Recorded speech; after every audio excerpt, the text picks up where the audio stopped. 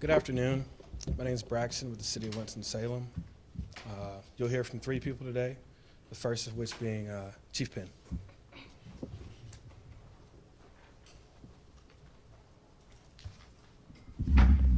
Today I want to talk about the last 50 hours.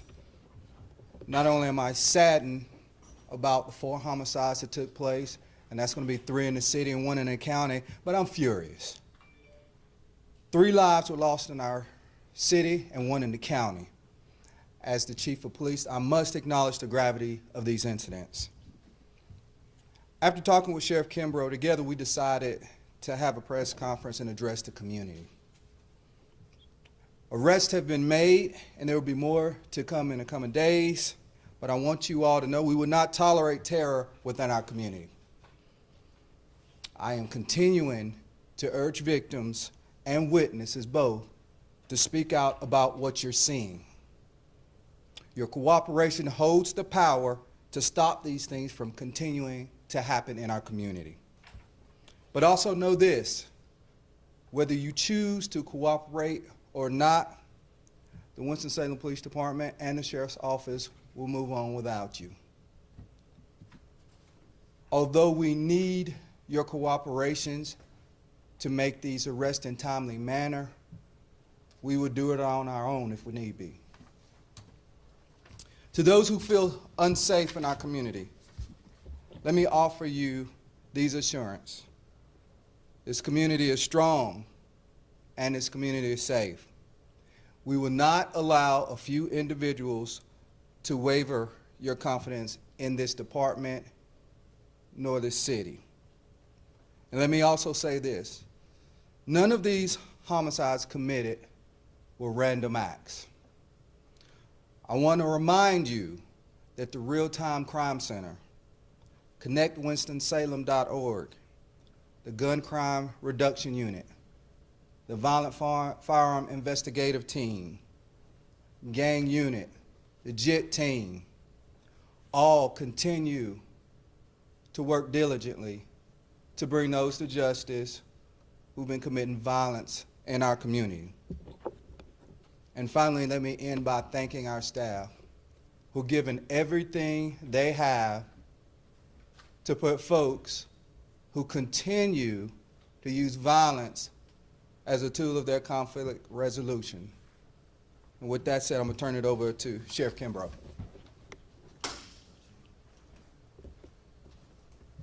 Good afternoon. First of all, I want to thank Chief Penn. I want to thank all the men and women of the Forsyth County Sheriff's Office, Winston-Salem Police Department for the work that you do.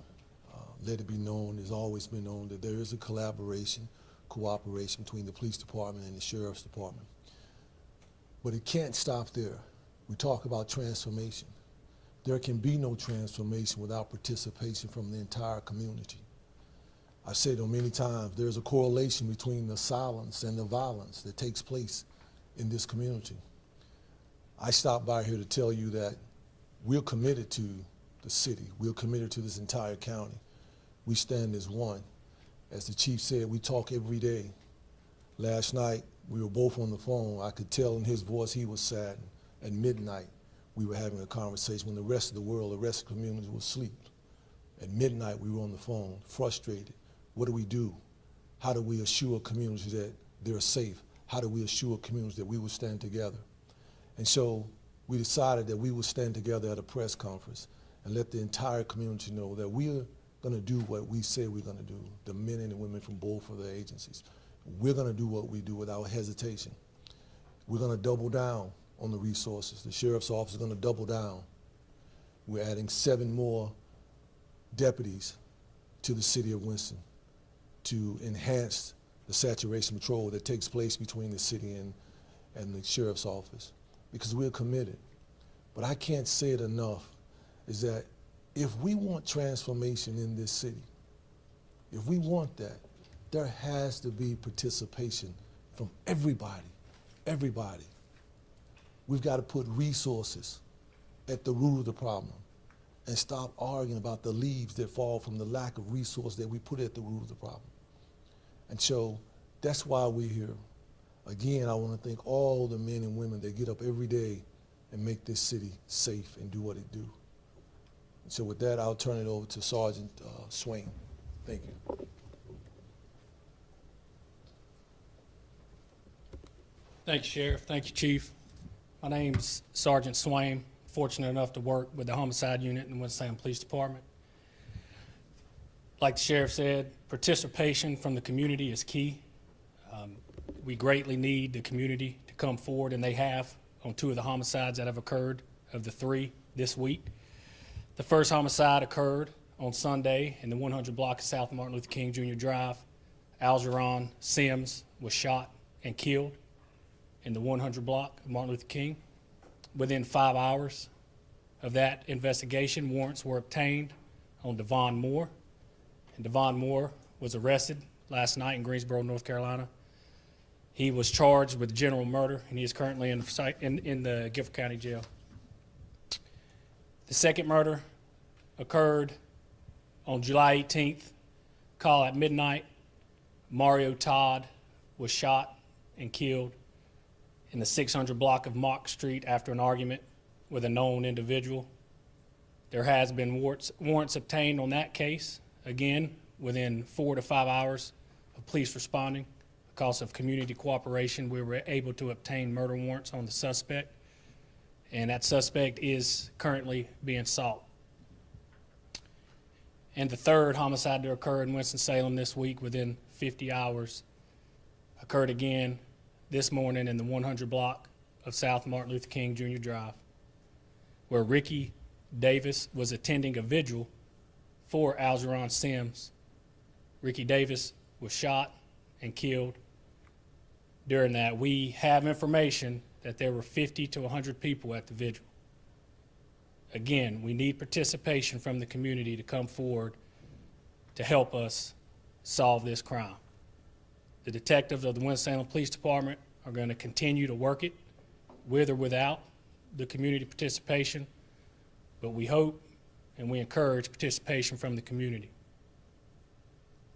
And for the 2 homicides in the 100 block of South Martin Luther King Jr. Drive, I'm sure the question is out there, are they related? It is still too early to tell. We are investigating that possibility, but right now we don't have any evidence to suggest that they are or they are not. We are looking into the possibility. Thank you.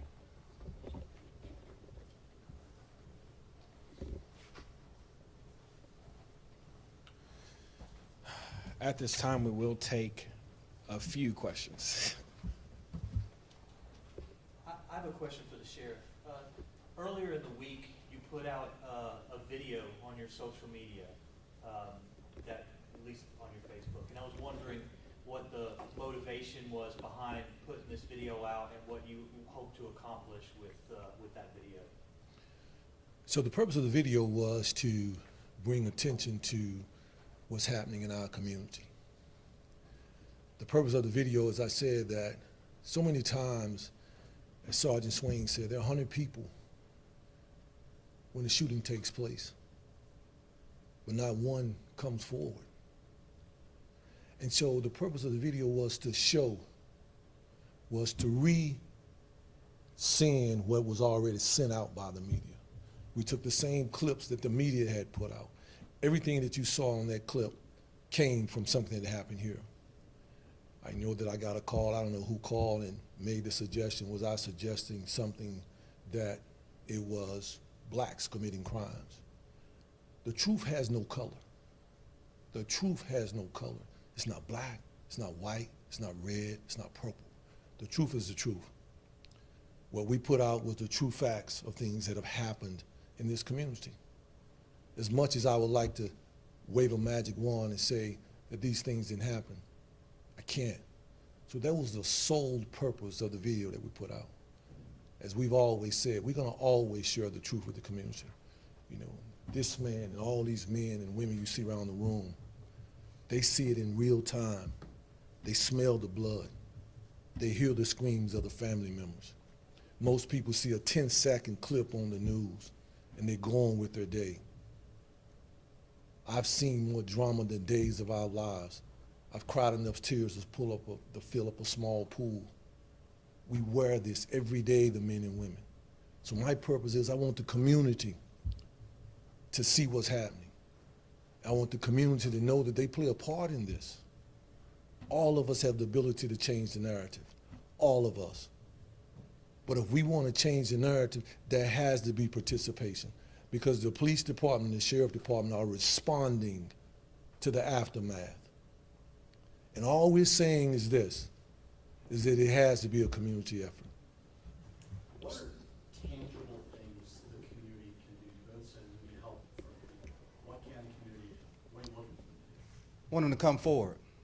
I want them to have the conversations with family about coming forward. I want them to connect to winstonsalem.org. Share your camera footage if you don't want to be contacted. I want them to text in a tip. I want them to call on Crime Stoppers. I want to know who's out here shooting up people's houses and shooting folks. I want to know before they do it. I want to know when the people talking about it. All of the above. You guys both held a similar press conference to this in the spring, right before the summer. You know, I believe it was a similar situation where we had a few homicides in a few hours span. Y'all both warned the summer could warrant things like this. Did you anticipate it, whoever wants to take this question, to be this bad? You know, when you say that, it just made me realize how tired I am of this. But you know who also is tired of it? The men and women of this agency.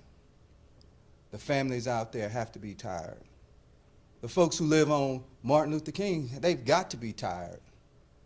So what I knew is that if you just leave it up to the police department and the sheriff's department to solve this problem, more people are going to get hurt.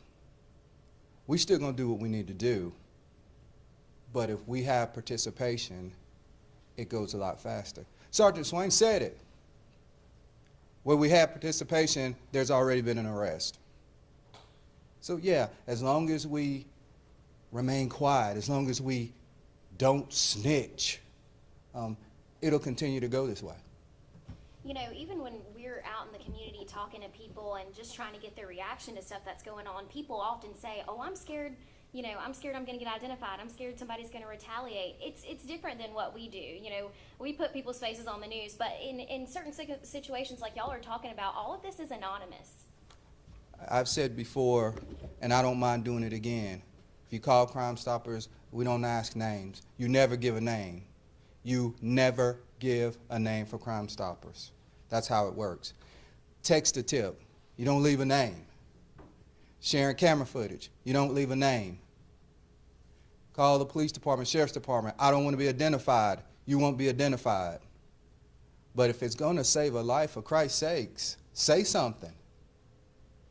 If you don't like the police, it ain't about the police. It's about the community. And I'm tired of us going to houses that have been shot up and the officer's asking, do you know who did it? And one person is not even answering. And I don't know if they're not answering because A, they just shot up somebody else's house, or B, they plan on shooting up somebody else's house. But we all need to be tired of it. We all should be tired. And there's absolutely multiple ways to get the message out without identifying yourself and putting yourself in harm's way. And Chief Penn, is this the first time in your career where there's been a situation where 50 to 100 people, that's a lot of people, were somewhere and nobody wants to step up? No. Happened at Happy Hill Gardens. The officer arrived on the scene, folks were still shooting. No, this is not the first time it's happened in my career, not the first time this year, not the first time in the last couple months. And as long as 50 or 100 people can stand by and watch people get shot and killed, it'll happen again.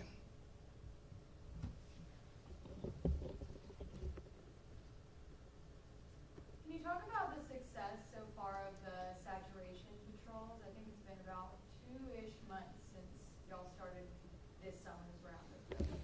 I can tell you that the saturation patrol has been very effective. The number of guns that we've taken off the streets year to date, as a matter of fact, stolen cars, we just took one off the streets. The number of guns, the number of drugs that have been taken off the streets. The saturation patrol is truly effective. It's a force multiplier when you have two agencies working together, sharing information, and basically working as a team effort. It's very effective.